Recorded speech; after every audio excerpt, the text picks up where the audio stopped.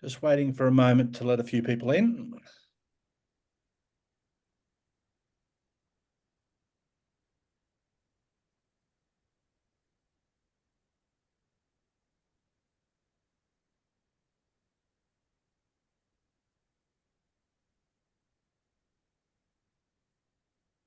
Okay, I think I'll make a start. Welcome everyone to this month's WCA webinar, which is titled How to Get Involved in Wine Show Judging. My name's Angus Barnes and I'm the Executive Chair here at the Wine Communicators of Australia. I'd like to acknowledge that I'm hosting this webinar from the lands of the Gadigal people of the Eora Nation. I acknowledge the lands on which my three fellow panellists are also presenting from. I also acknowledge the traditional custodians of the various lands on which you all work today and the Aboriginal and Torres Strait Islander people participating in this webinar. I pay my respects to elders past and present and celebrate the diversity of Aboriginal peoples and their ongoing cultures and connections with the land and water here in Australia. Today, we have three panellists with a history in the Australian wine show system. Their aim is to cover three areas. Firstly, their experience and their journey so far in the wine show system. Secondly, a little bit of an explanation about how the wine show system works here in Australia. And thirdly, how you can better prepare yourself for getting into wine judging. But before I get into the introductions, I should declare my own interests. I am a councillor of the RAS of New South Wales and also the chair of the wine committee of the Sydney Royal Wine Show. I also played a significant role in the New South Wales Wine Awards for many years, and I am a supporter of the wine show systems, noting its challenges. I've judged at shows both here in Australia and in the UK, and I've done both my WSET diploma and the Advanced Wine Assessment course, the AWAC course. Today, your moderator is Matt Irwin. Matt is the APP Development Manager for Asia Pacific for the Wine and Spirit Education Trust, or WSET. Matt works with education institutions involved to providing WSET education. But let me say, Matt is both an educator in the wine space, but also a great wine communicator. Matt is judged at the Sydney Royal Wine Show and also the New South Wales Wine Awards. Joining Matt is Sam Connew, or Sam. Sam's the owner of Stargazer Wines in Tasmania. She's also the winemaker for Pressing Matters, where she sits now, also in Tasmania. Sam is a wine show veteran, having judged at many, many wine shows across Australia. She's previously been the chair of the Sydney Royal Wine Show and is currently the chair of judges at both the Hunter and the Yarra Valley Wine Shows. And in 2025 will take up the role as chair of the Royal Adelaide Wine Show, amongst the many other shows she's been involved in. Lastly is Jack Glover. Jack's the Executive Director of Sales and Marketing for Hillsmith Family Estates in South Australia. Jack has a strong history in marketing and the on-premise sector, and I think he would be okay if I described him as a style judge rather than a technical judge, and we'll tease out these terms further in the discussion. Jack is a former Len Evans tutorial graduate and is currently involved in judging at the Sydney Royal Wine Show, but more specifically, he's coming to us live from the McLaren Vale Wine Show where he's judging right now. Wine shows have been around for literally hundreds of years here in Australia. In 2026, the Sydney Royal Wine Show will celebrate 200 years since the first recorded wine show in 1826. And why do wine shows exist? Well, I think they do it for different reasons for different people. For the exhibitors, it's a quality and style guidance provider. It also is a chance for information about wines and the wine industry to be disseminated. And clearly there are promotional benefits and brand building opportunities. For the consumer, there's a strong third-party endorsement of wines. For judges, it's a great opportunity for them to exercise their palate, to see what styles and types of wines are out there, and also most importantly, to spend time in discussion with other judges. Ultimately, wine shows exist, I think, to provide advice and support to producers on their wines, to provide third-party endorsement and marketing sales opportunity, and clearly to reward excellence in agriculture, and in this case, wine grape growing and winemaking. The Australian wine show system is one of the largest, most dynamic, and with the highest integrity of any country in the world. We have a set of standards, as can be seen in the best practice guidelines set out by the ASVO. We have a piece of software in Showrunner, which is used by most regional wine shows in the country. And there is a rough pyramid system of shows in Australia, starting with the regional wine shows, leading up to the state wine shows, and then the capital city wine shows in each of the major capitals, where wines from right across Australia can be entered, and leading ultimately to the national wine show. There are increasingly becoming more varied wine shows, such as the Alternative Variety Show and the Variety Specific Riesling Challenge. And as a massive generalisation, about half to slightly more than half of wines entered in shows these days will get a medal of some sort, with generally less than 10% getting gold medals. And as an example, at the recent 2024 Sydney Royal Wine Show, gold medals were awarded to about 5% of the entries this year.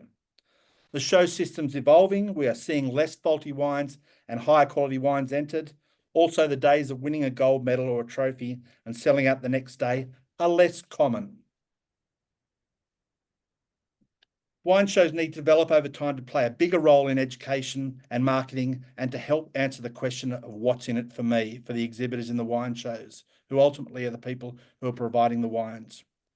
We also need to challenge ourselves not to simply reward technically perfect wines, and to ensure we are meeting the needs of both consumers and the wine trade. And that's enough of my rant. We've allowed plenty of time for questions you may want to have answered. Feel free to put the questions in now or at the end of the webinar. We will have a Q&A session at the end, but feel free to send them as they come to mind. Now, you can do that via the Q&A box, which is at the bottom of the Zoom screen, or certainly the bottom of my Zoom screen. There's a Q&A box. As usual, the webinar will be recorded, and a link of this recording will be sent to you should you wish to watch the content again at a later stage. And it's now my great pleasure to hand over to the panel moderator, Matt Irwin. Thank you. Thank you, Angus. Great overview of the Australian show system and the history that it has in Australia as well. I am so excited to welcome Sam Connew and Jack Glover to this discussion today, and to discuss how is it you can best go about getting involved in the judging at a show, and how would that pathway work? And we've got some of the most experienced judges with us today, with Sam being a chair of many of those shows that Angus was talking about, and I'm excited to hear her insight into it.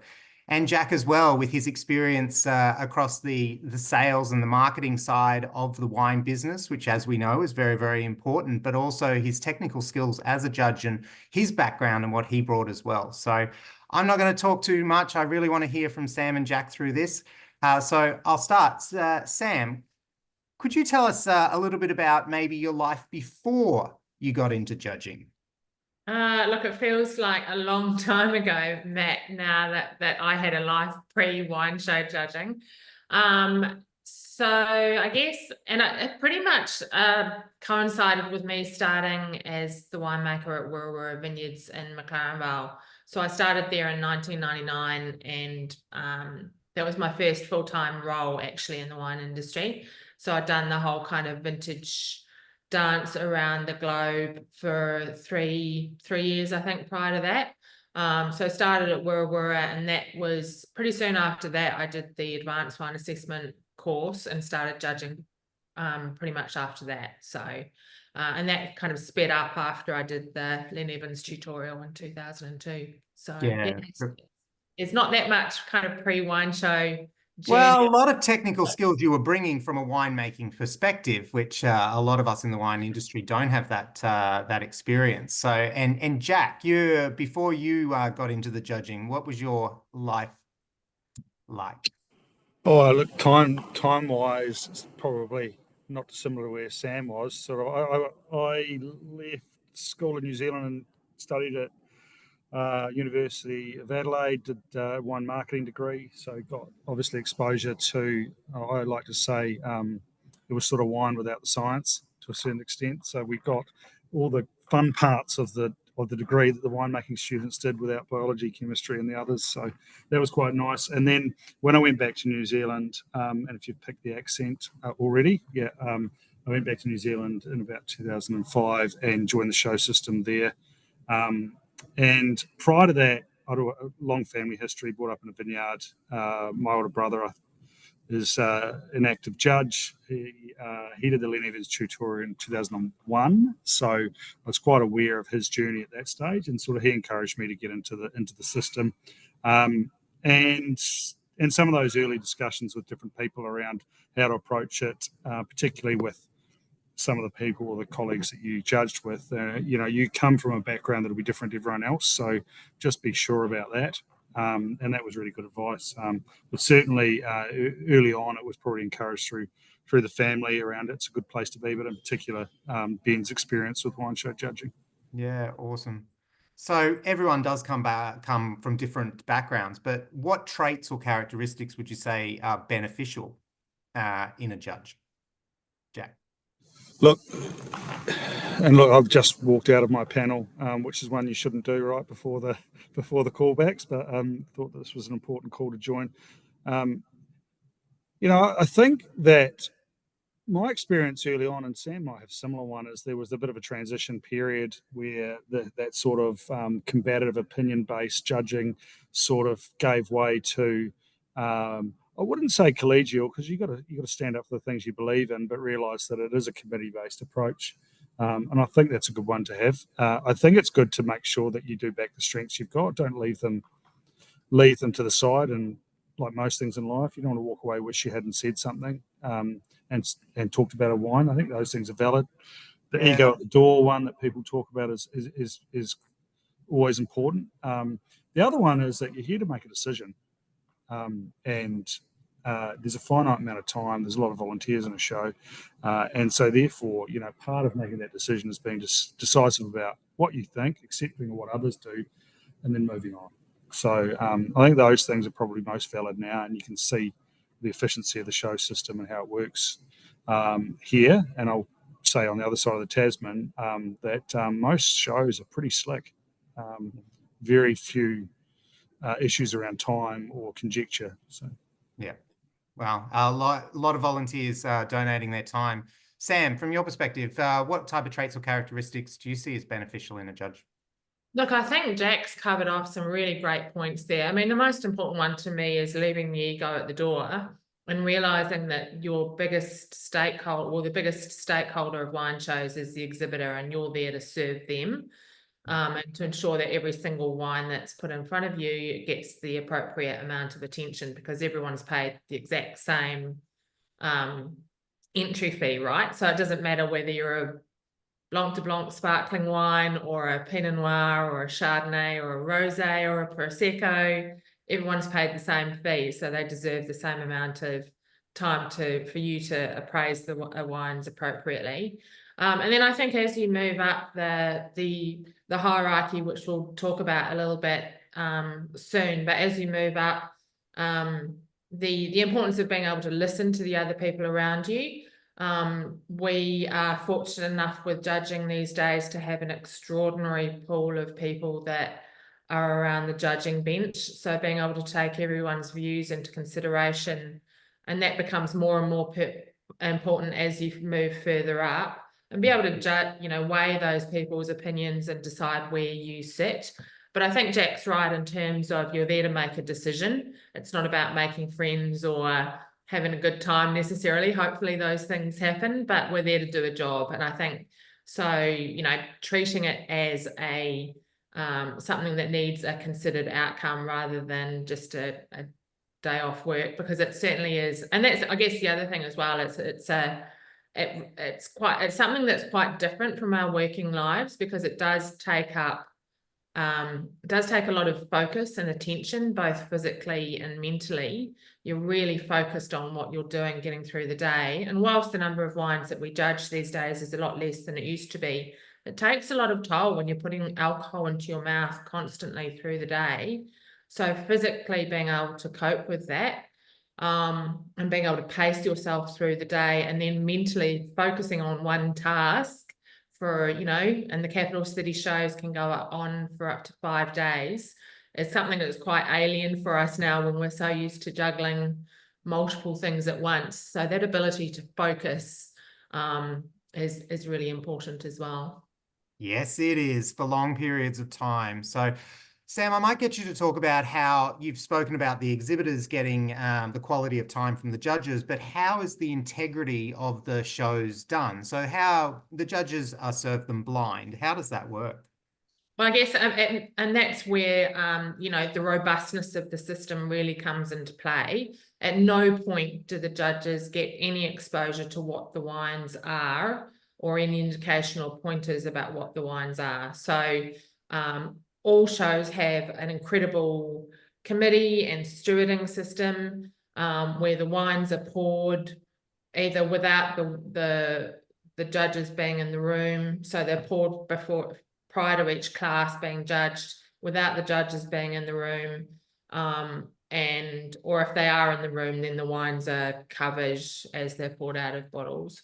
And in terms of showrunner, the online system that we talked about, there's no indication. You just get an exhibit number. You don't get any identity or pointer about what the wine should be. And even in the regional shows, more and more now, we're certainly with some of the more esoteric blends, I suppose, I certainly encourage judges to not know what the varietal makeup is or what the blend makeup is, because obviously in that regional level, some of the local judges may know who would make a wine that's got, you know, 2% Touriga Nacional or something in it.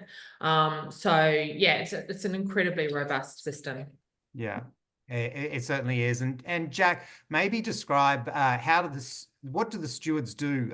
Because that's sometimes a pathway for people to enter the judging system. Have you ever stewarded? I haven't. I should.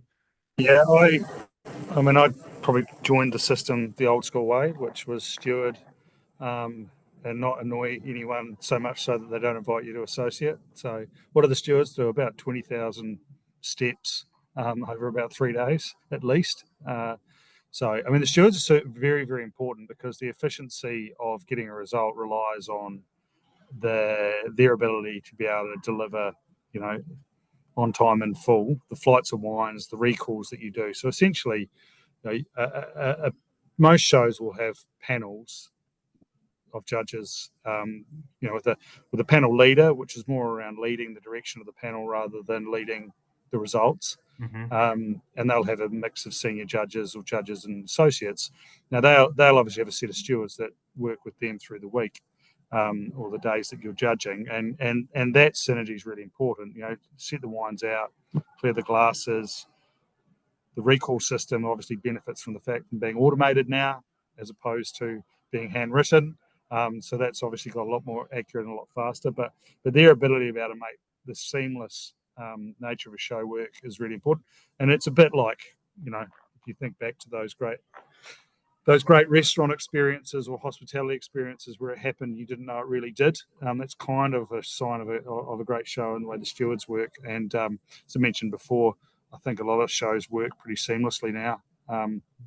And as you mentioned, you know, it's all volunteer for stewards. And often in the smaller shows, like the one I'm here, there's people that given up their time for the last 10 years doing this show here in McLaren Vale. So. Yeah, absolutely. They are the backbone of it. Sam, speaking up in terms of the positions there are in the judging system. So what would a regular day look like, and what's the difference between an associate judge and a judge? Well, associates, so each panel is, as Jack said, each panel is composed of a panel chair, and then there's 2 senior judges. And then depending upon the show, normally there's 2 associates per panel as well. And then overlooking the whole caper is the chair of judges. So the only difference with associate judges is that technically their scores don't come into play. Yeah. So you'll still score all of the wines and judge and assess all of the wines as all the other judges do, but your scores aren't technically supposed to come into account.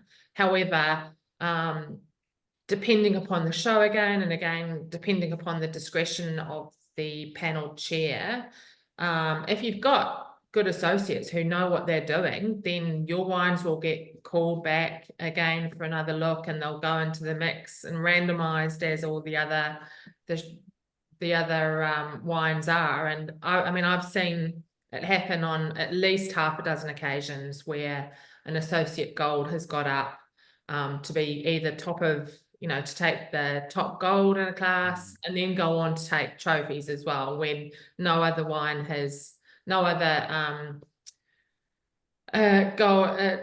medal wine has done that. So the associates can have and do play a really important part in the whole system. And I think that's, our role really as judges is not to get it right or wrong, or make sure that we're getting our wines into the mix or backing our ego, anything like that. It's about making sure that the wines that you're not missing anything. And having, taking into account 5 people's opinions around the judging table rather than just the 3 senior judges. That's just one more way of making sure that that doesn't happen. You just don't want to make sure that good wines are missed. Yeah, absolutely. Jack, you're at a show. What does your day look like? What does a day at the show look like? How many panels are you doing? How many varietals? How many wines? Over what time? Yeah, look, we I think most shows now are probably around 100, maybe 110 per day, excluding your callbacks, depending on the size of the show and the entries. I think at the moment, and Sam might comment on this, it seems that the entry numbers, are probably a little bit down than when they were. That might be vintage related, or it might be the consideration of those entering, particularly the companies with lots of brands might be looking a bit more conscientiously about what they enter. But essentially, you'll start the day with a flight of varietal wines or blended wines. You work through those. There's a consensus in the group to understand which wines you'd like to call back, to look at, which wines are potentially going to be, at a gold medal level or to be discussed to be in that space. They're all randomized. So, if I loved the wine that was at table number 6 out of 25, it won't come back as table number 6 unless I've got a photographic memory, which I don't. I go back to square one and look at the wines again, and that's a good way of considering it. It doesn't matter that you gave one wine a gold on the table and on the callbacks didn't. That's okay, because wines change, temperatures and an impact, they get re-poured. But what matters is the right result. And after you've done that, your wines will be submitted through the system to go into, if it's a varietal class where there's multiple panels doing it, those gold medal wines will go up to the panel chairs and the chairman to look at which wine's potentially going to be top of that particular varietal or class. We as panel members will then go back and start again, move to the next one. So yesterday was a bit of a different day. The James Halliday Grenache Challenge was yesterday, so we spent the whole day on Grenache. But the day before, the day started with rosé, some Fiano, some Grenache blends, some Shiraz blends, and finished with other whites, which was, and Sam touched on this earlier, which, in a show like this, there might be only 2 people producing a certain variety, so you keep them under closed doors and judge them as dry or off dry, whatever they are, first and foremost. So, but that's a traditional day. And then your final day of a show at the moment, or your final afternoon, will generally be looking at the trophies that might be within a show, whether they're regionally based, whether they're varietal, whether they are around provenance or commercial, which was certainly a trophy that for whites and reds that used to see a lot more than probably you do now. So that'll sort of happen at the end of the show when palates are fresh, and people have had a chance to sort of regroup, ready for that decision around making choices around trophies. Yeah, it's one of the most exciting parts of the show is Trophy Day, obviously. From a different perspective, Sam, as the chair of a show, a major capital city show, how does your day look like? Do you look at most of the callbacks, or is it just working with the chairs to do the multi-class varietals together? Look, I think certainly as a chair of judges with one of the bigger capital city shows, you're responsible for taking care of 5 or 6 panels of judges. So I know at one point at Sydney Royal, I was pretty tempted to get some skates or some rollerblades, because even getting from one side of the room to the other was I was cocking up the steps those days, that's for sure. Well, you're sort of overseeing, so once they get to the callback position, most of the panels will start to get pretty far down the track of deciding where their golds are. And then depending upon the panel chair or the wines that are on the bench, they'll be, moving towards a situation of deciding what their top gold is. And that's really where the chair of judges will come in, is to have a look at the golds, and to have a look at the wines that they've got at that recall level and kind of go, yep, no, I agree that that's a bronze. Yep, we're kicking that one out.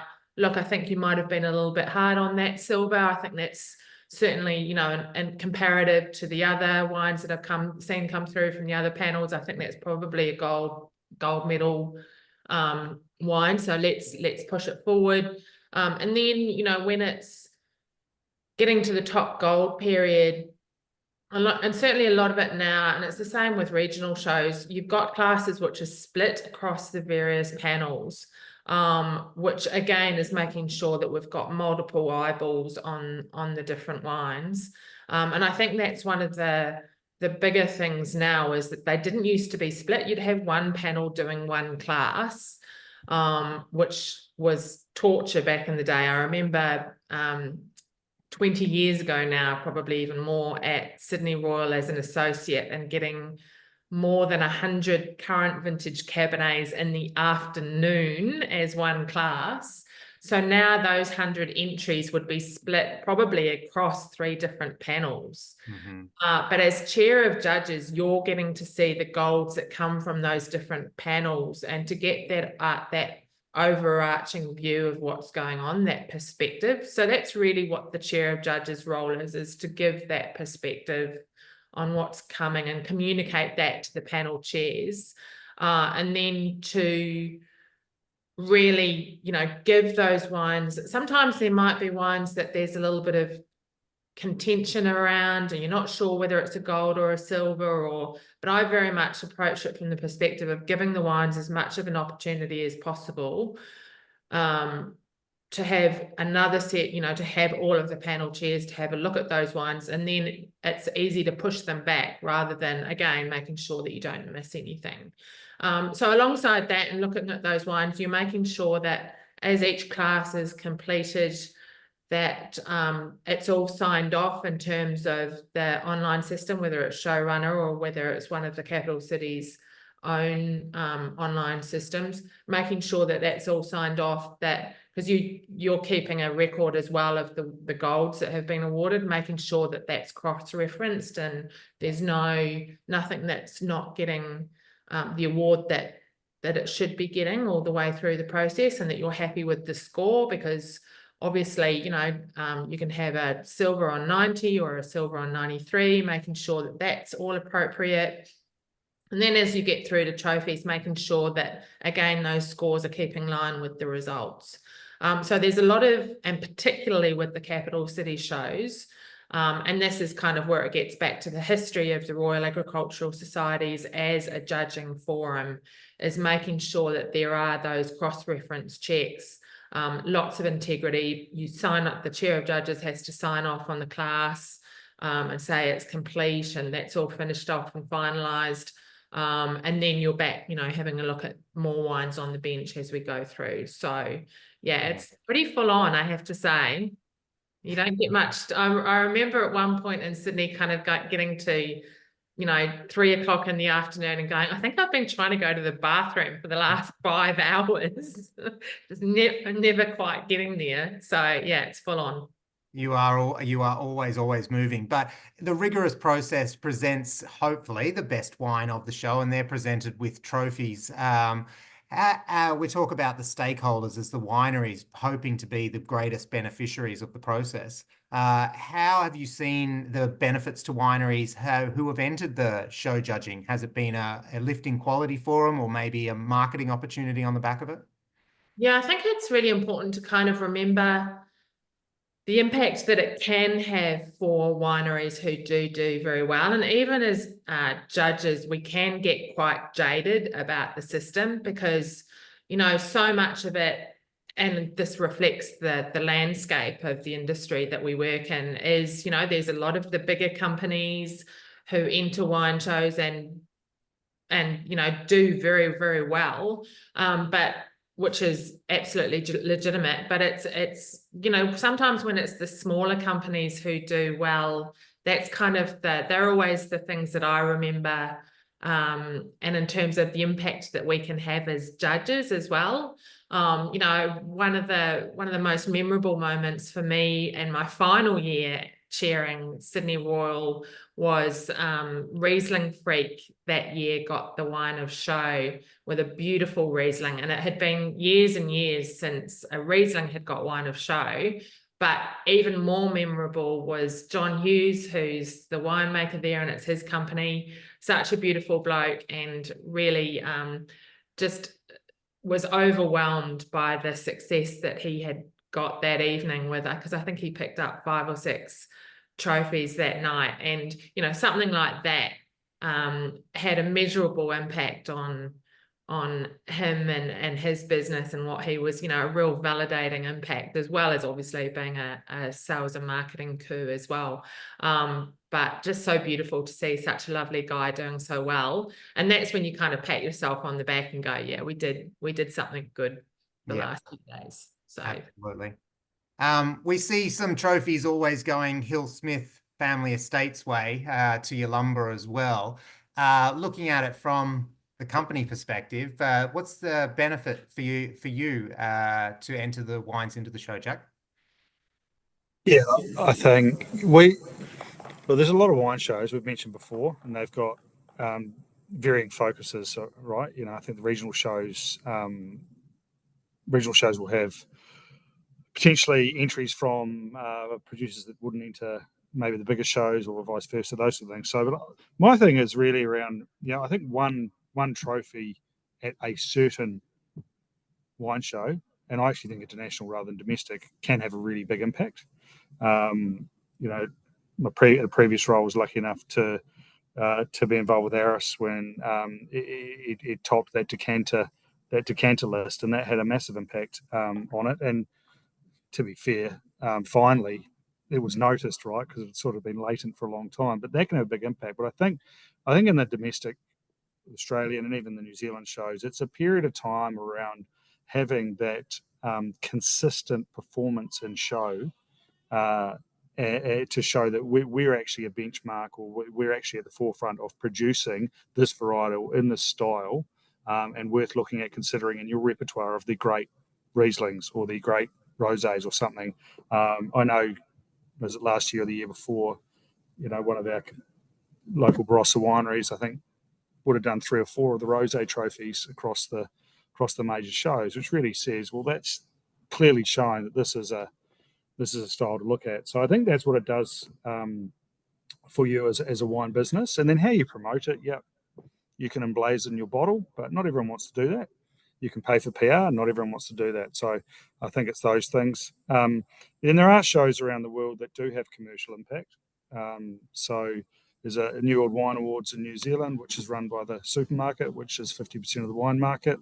If you top 50 there, you hit shelves, you have an immediate commercial impact. So that's a different choice to make. And I mentioned, obviously, the decanter impact that had for Aris are good examples where it's different reasons to enter. And then, of course, you have, rather than being specific wine shows, you have panel-based or magazine-based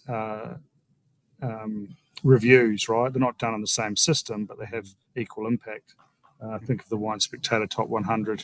If you're in a good category, you've been awarded then, and it can have an immediate impact. And your distributor can, to talk to people in retail or on premise that they might not have been to previously because of that result. So there's a lot of them, but I think ultimately showing that that continuity of making really good wine consistently across shows is the real benefit.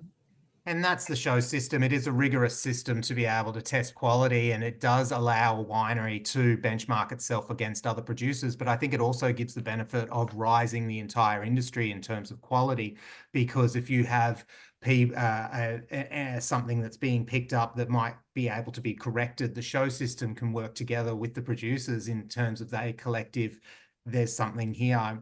Brettanomyces was something that one of the judges at my previous show brought up that was occurring in the late 90s, early 2000s, and the show system was able to pick it up and seem to have benefit to it. At least he was claiming so. So in terms of getting into the show judging world, how would a person, Sam, go about getting a foot in the door? Well, I think one of the most obvious ways, and Jack has done it and I've done it as well, is being involved as a steward. Is certainly a really great insight into the system. And also, recognizing from the outset that judging might not be something that's for you. Like, it's a pretty cutthroat kind of environment to be around. And so the best way to test that out is to do some stewarding at a show. And I know that the capital city shows in particular, they obviously have the biggest ranks to fill in terms of their requirement for stewards. Certainly if you're based in the capital city, that's probably one of the easiest avenues to get involved. Then you see how the actual system works right from the back of house, which is incredibly important. You also get the opportunity to taste all of the wines behind the scenes, and they have the luxury of knowing what the exhibits are, which is not what the judges can do. But quite often stewards will be pulled up, especially if they're up and comers. If someone's sick, or there may be an opportunity to take in a role as an associate judge while the judging is going on as well. That doesn't always happen. Certainly, I think the capital city shows are becoming a lot better at encouraging that movement from steward up to associate judge and then through the ranks, which is great. I think it's important as well to, there's most of the shows I think have a formal communication network or an expression of interest system on their websites. So using that as a method of contacting both the Agricultural Society or the Wine Show Committee, rather than necessarily going directly to the chair of judges, as the best avenue to get involved. I'm sure we'll talk a little bit about the education point, but certainly, I can strongly encourage people to pursue stewarding as a good start. Yeah, it certainly is. I get the sense you got a few emails for people requesting stewarding as a chair. But that's all right. There are heaps of information on the show's websites. Obviously, there are cutoff dates, knowing what the schedule is.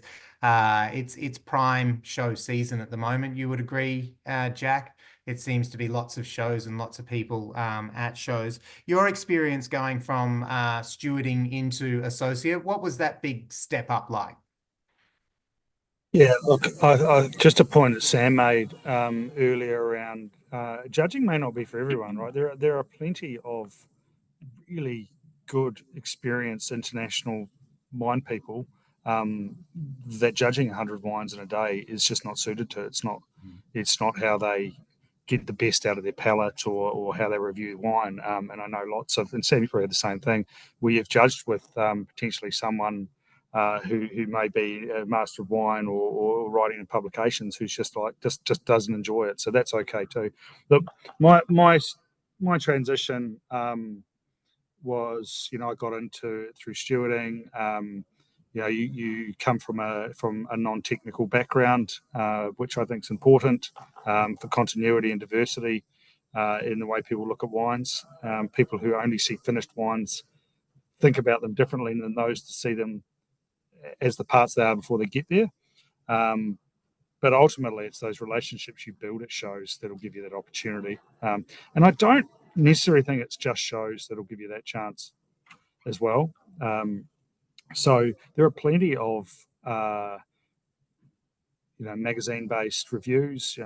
Matt, you're in Sydney. I was there until the start of the year. You can do a Drinks Biz panel. They're National Liquor News. They're always looking for people in the industry to join those panels And I don't think they're any less sexy than doing a wine show, because you're doing the exact same thing in a controlled environment, delivering, hopefully good results to the industry. So my go back to your question, my experience was around being in that environment, making good relationships with those people that were either running the show or involved in the panels. I do think there's a level of sociability that helps.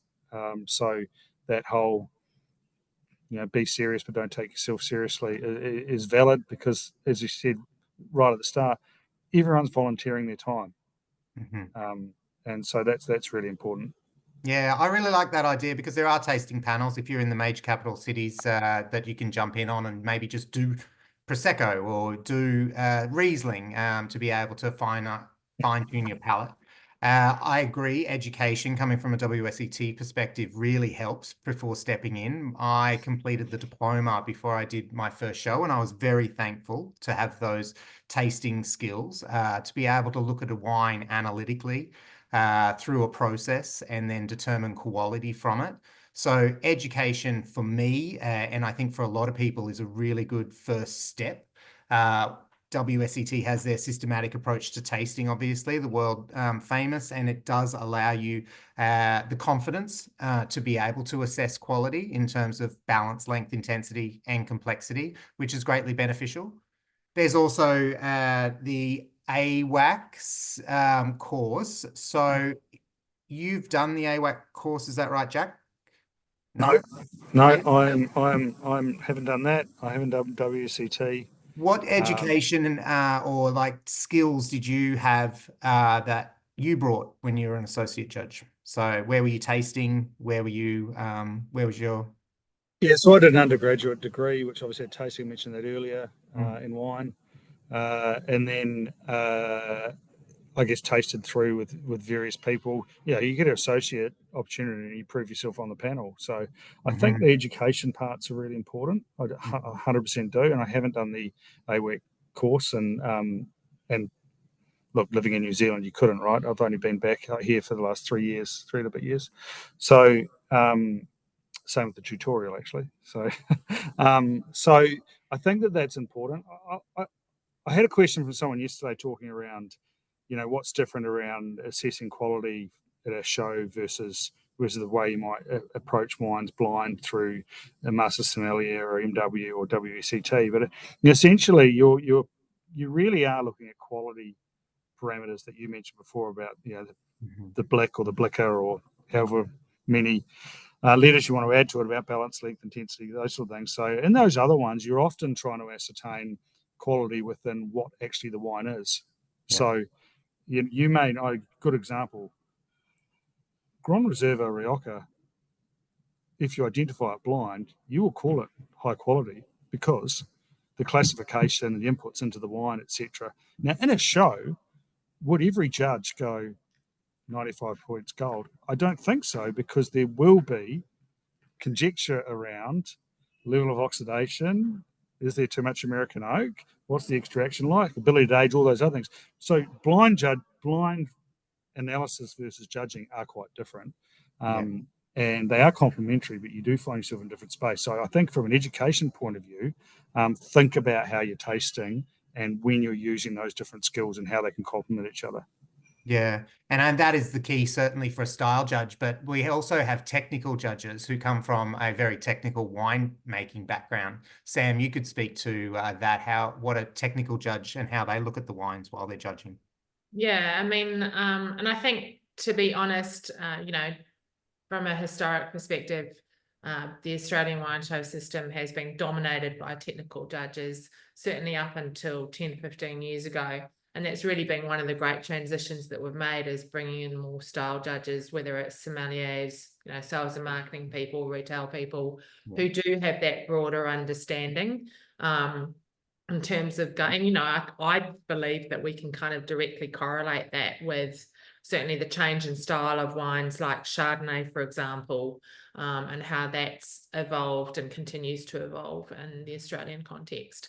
So it's, it's Soms and those kind of people saying, hey, I think that sulfide's actually pretty cool. That reminds me of Coast Drury or whatever. And whereas winemakers maybe wouldn't have been able to identify what those, in some contexts, could be faults. But now we have that greater understanding of the difference between good sulfide and bad sulfide, or good phenolics versus bad phenolics, for example. Whereas every single fault in the bad old days just meant that you were ruled out. And I think that's really important in terms of the move, and Jack was talking about it before with the varieties that they're looking at in McLaren Vale with Fianos and things like that. Generally, style judges have got greater exposure to a lot of those alternative varieties, which are now becoming less alternative, certainly more mainstream. So having that understanding of what an actual Fiano looks like, or a multiple Tiano, or some of those Nerodiva, like that, some of those more esoteric varieties, a lot of winemakers wouldn't necessarily have that understanding of the international context of those varieties. So that's where style judges have been so important, as opposed to technical judges who historically have just kind of treated wine show judging as a fault finding mission. But I think the bar now for the level of wines coming out of most regions in Australia is so high, that it's no longer about going in there and just saying, oh, well, that one's got BA and that's oxidized and that's got Brett and or cork. I'm old enough now that I remember pre-screw cap days when we were judging corked wine sealed with cork as well. So it's a lot broader than that. We're having that style discussion a lot more, which is fantastic. Absolutely. And as a chair, you're looking for those different perspectives. How do you put together the group of judges that are going to be judging the show? Do you look at their backgrounds, and how does that difference work when you choose? Oh, absolutely. I mean, very much from the perspective of, each panel, you try and make sure that you've got a technical judge, a style judge, a couple of associates who are from different you're covering off people's different backgrounds, whether it's winemaking or working for a big company, working for a small company, geographically, where are they from as well. So you've got people who make Pinot as opposed to those who make Riesling, for example, from a technical perspective. So the greater range of heads again around the judging bench, I think, leads to much better results. And making sure that you've got people who are maybe a little bit quieter and more reticent, partnered up with people who are able to kind of maybe draw those people out and encourage them to contribute to the discussion, as well as having those people who are always going to have an opinion. So you really having the discussion, and I can't emphasize this strongly enough, the discussion is the most important part of it, really, and throwing those ideas out there and what looks good and what doesn't look good. And at Canberra this year, for example, there was, in the other whites, we got up to a top golder wine that was a Sauvignon, but a floor example. So one of the Crittenden Sauvoil wines, which is just beautiful. And we had plenty of discussion around that style and whether it was valid and whether it was a good example of that style. And beautiful Gab Poi from Prince Wine Store was the one that was kind of going, yeah, it's a good wine. It deserves a gold. So let's give it a crack. So, but you can't kind of tease those things out unless you've got people kind of contributing their point of view. So, yeah. Absolutely. It is always great to have a range of opinions from a range of backgrounds as well. So, and if you are applying, be persistent, reapply, try, apply again. I think you can agree to that, Angus. Persistence is the key when they're applying to your show. I'd written down some notes to say persistence is really important. Do it early. So do it right at the end of one year's show in preparation for the next year's show, and do it often. So you might want to come back to them, in 3 months' time, saying, look, is there any opportunity there? But why don't we get into some questions? And I think there's quite a few themes in the questions that have come through. And I think if I can summarize them and then I'll get into them individually, I think there are questions from a lot of people, probably with a more style judging technique, and just to make sure everyone understands that when we talk about style judges, they're people who don't probably have the chemistry of winemaking and pick faults and pick certain attributes of the wines, but quite often have a much better understanding of a consumer palate, that they might have a broader experience of wine. How does one get into judging particularly from a style judging perspective? What are the options available to you? And as a judge and someone who picks judges, how can we get these people into the judging system? Maybe I'll start with Sam, but Jack and Matt jump in. Yeah, I mean, we kind of touched on it briefly before in terms of the whole stewarding avenue. It is harder in stewarding also at regional shows. There's obviously that opportunity. It is harder to get associate judge gigs at regional shows because a lot of those positions are reserved for people within the local community. It's not impossible. And the Hunter this year, for example, there was a decision made to bring in a couple of that, like moving forward, they'll bring in a couple of people from outside of the region who are from those kind of that style area rather than just winemakers, which I think is great. But the other thing I think is important is to find someone who can be a mentor for you as you do hopefully continue to push forward with trying to find positions, whether it's someone that you've worked with who has done a lot of judging, someone that's in your tasting group, or if you're doing WSET or MS or any of those kind of things, someone in that area who you can kind of tap on the shoulder and say, hey, I really want to do this. How do I get in? Can you introduce me to someone?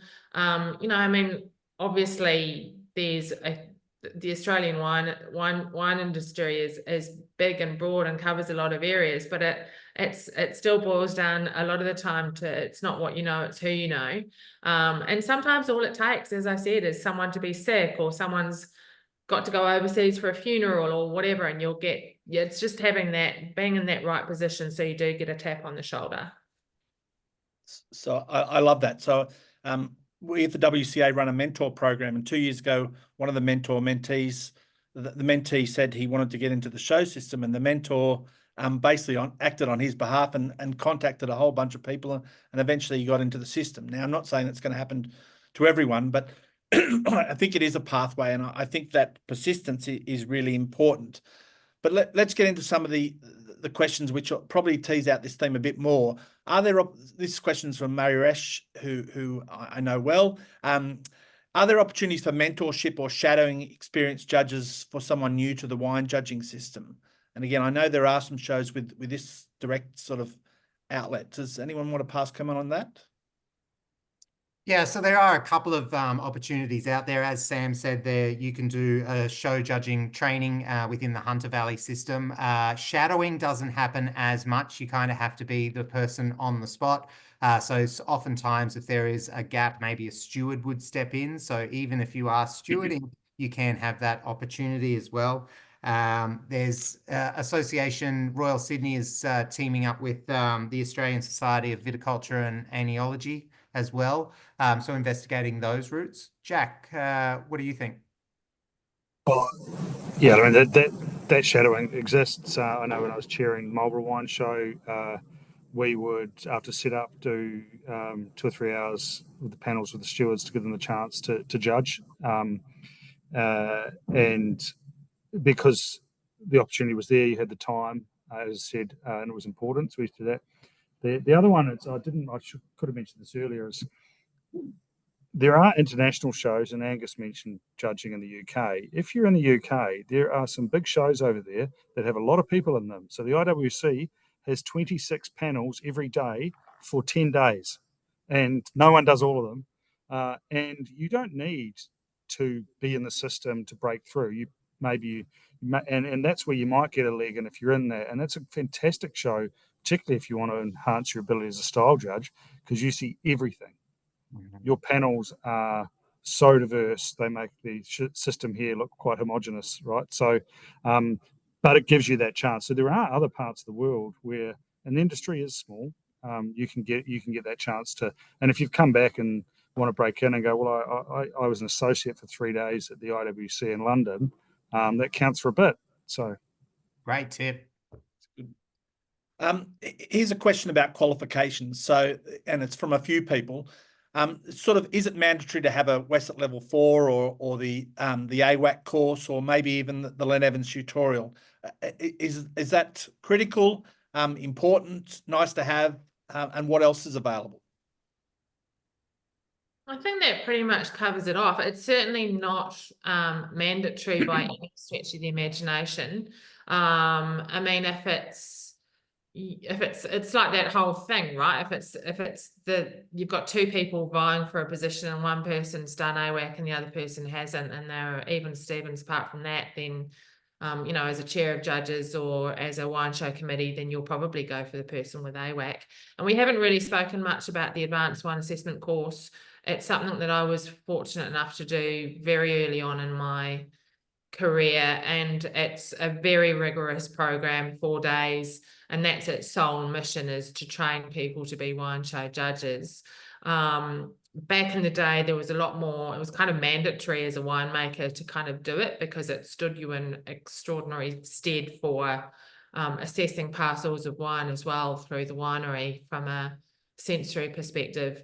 But they really run you through the gamut, and they also end up, you'll get, they'll test you. So, you know, you'll get a score at the end of it as to how well you did on the reds, how well you did on the whites, your consistency and your repeatability, because they'll show you the same wine multiple times during the week, which is fun when you're actually doing the course. And I've been back multiple times now as a guest judge, and that's hilarious when you get the same wine and you score it differently as a judge and look like a complete muppet.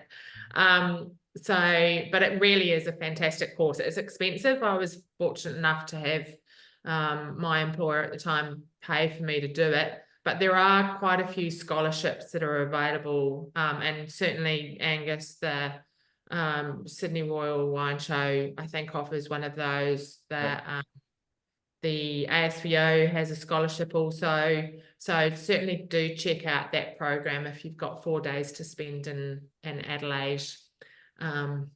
It's a very well run course. Great. Only a couple more. What we'll do is we will get to all the questions. If we don't answer them here, we've got a copy of them, and we'll get back to the individuals who've put the questions in.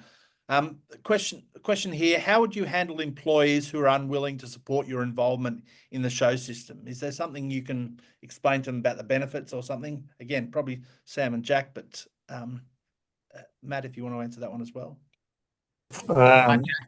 I was to say, I've been lucky enough to have great employees that understood the system. Obviously entered, you know, large amounts of wine into a number of shows, from, you know, working from Lion to Pernod to Accolade, now Hillsmith. So they're big portfolios.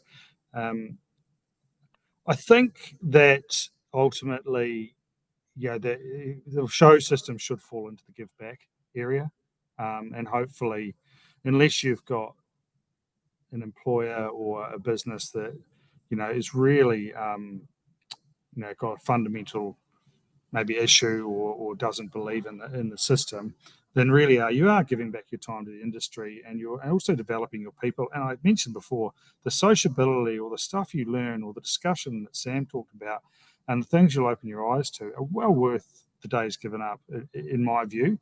I do think that for most businesses there does become a limit. You know, the show, being away for 6 weeks doing shows in the back half of the year might not be as savoury to everyone. But, you know, again, if you pick your shows and you're happy to move around, then there's lots of variability you can get to. So I think most employers are supportive. Yeah, again, as an employer, I used to give two shows to people, and if they wanted to take more, they could take some leave to do that. Yeah. Guys, I think we're going to round it out now. Some really good questions, and still some more questions coming in the Q&A box, and we will get back to you individually. But can I thank Matt, Sam and Jack for their insights today, and thank you to everybody who attended. Thanks to the Wine and Spirit Education Trust for your continued support of the wine industry and the WCA in particular. Our next webinar will be held on Tuesday, the 19th of November, 12:30 Adelaide time or 1 p.m. Sydney, Melbourne time. The theme will be the ultimate guide to creating iconic winery events. And this will be presented by Holly Formosa, a Victorian-based wine consultant with great experience and great case studies to share.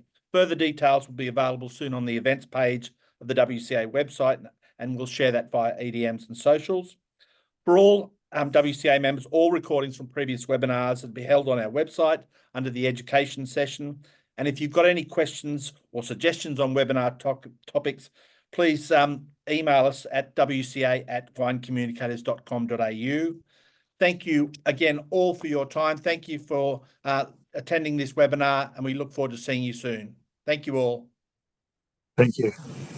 Thanks.